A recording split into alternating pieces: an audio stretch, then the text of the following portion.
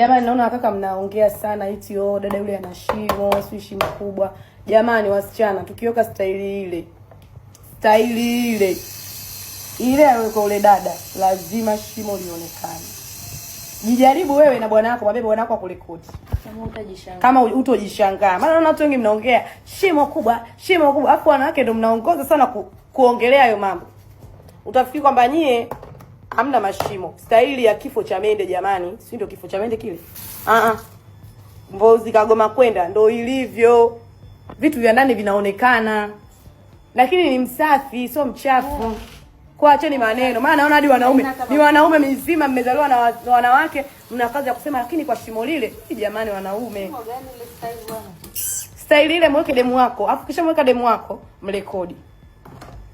Challenge hiyo. Afu kisha mrekodi, angalia inatoka kama ile au haitoki kama ile. Tena kuteta huyo. Naona mnanitukana vipi? Au na wewe na shimo. Sijui ni mimi nalo. Tena mimi nina kolongo kabisa. Point ni kwamba unamcheka huyo mwenye shimo. Hivi wewe tuachane na wasichana ambao hawajazaa wajue walitenda.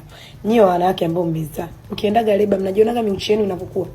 Au mnapenda sana kutrendisha vitu? Mnajionaga hiyo midude yenu inavyokuwa? Kwa sababu mnashabikia ujinga kati mnajidhalilisha wenyewe. Yaani mnajidhalilisha wenyewe wanawake. Yaani in short wanawake mnajidhalilisha wenyewe. Bitch. Mtu kabisa mtu lina mama, limezaliwa na mama, linaongea tu kama chizi. Mataila nyie. Meja DM nitumie kama chizi.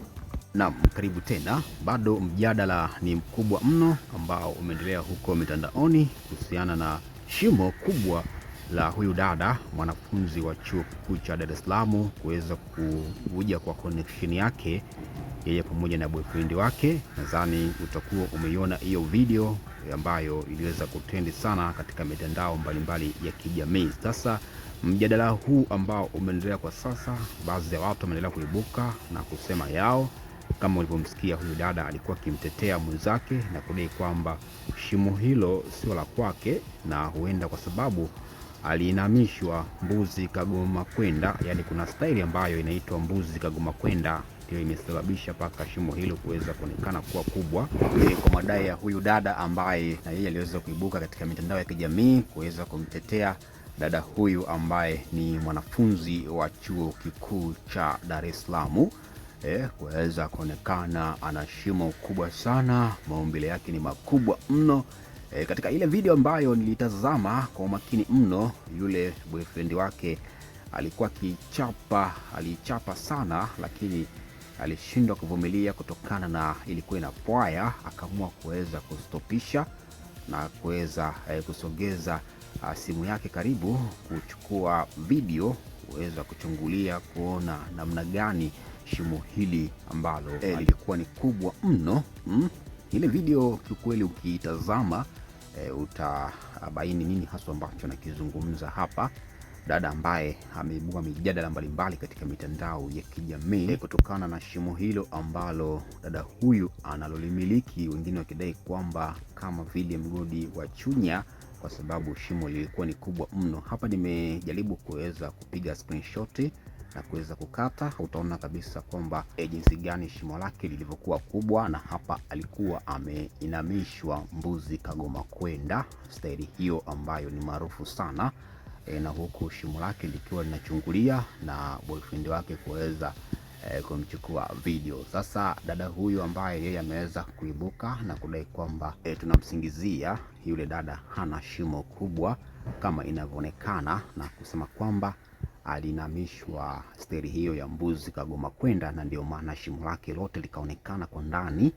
Hiyo ni mijadala mbalimbali ambayo imeendelea katika mitandao ya kijamii kuhusiana na connection ya mwanafunzi huyu wa chuo kikuu cha Dar es Salaam kuweza kuvuja kwa connection yake na hatimaye kuweza kuibua mijadala mbalimbali kutokana na umbile lake la chini kuweza kuwa ni kubwa mno, na boyfriend wake kuweza kukata tamaa alipokuwa akimpelekea moto wakati anaichapa kisawasawa. Ilibidi astopu kwanza, apumzike kuweza kutazama nini haswa ambacho kipo, na baadaye alibaini kwamba sehemu ambayo alikuwa kichapa kulikuwa ni pakubwa mno, yani ni shimo kubwa sana ambalo lilikuwa analichapa, na ndio maana kama ameweza kuchoka mapema.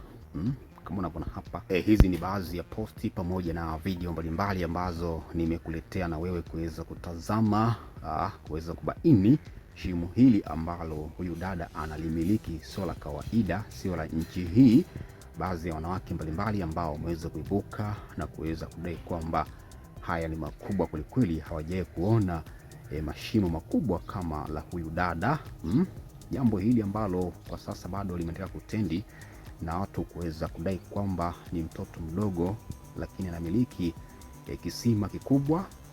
Jambo ambalo limewashangaza watu wengi sana kutokana na video hizi ambazo zimeendelea kutendi katika mitandao mbalimbali ya kijamii. Sasa hapa huyu dada mwingine ambaye yeye aliweza kuibuka na kuongea mengi sana kutaka kumtetea dada huyu wa Chuo Kikuu cha Dar es Salaam, kudai kwamba yeye hawezi kukubaliana na ile shimo ambalo linaonekana katika ile video, na kudai kwamba ile ni staili ambayo aliwekwa, staili ya kipekee kabisa ya mbuzi kagoma kwenda. Nadhani staili hiyo utakuwa unaifahamu vizuri. Ni staili ya kipekee kabisa ambayo wanaume wengi huwa wanapenda kuitumia. So bana, dada huyu ndio staili ambayo aliwekwa na hatimaye kuweza kuona manyanga, kuweza kuona maumbile yake kwa makubwa kweli na kusababisha taharuki kubwa katika mitandao ya kijamii.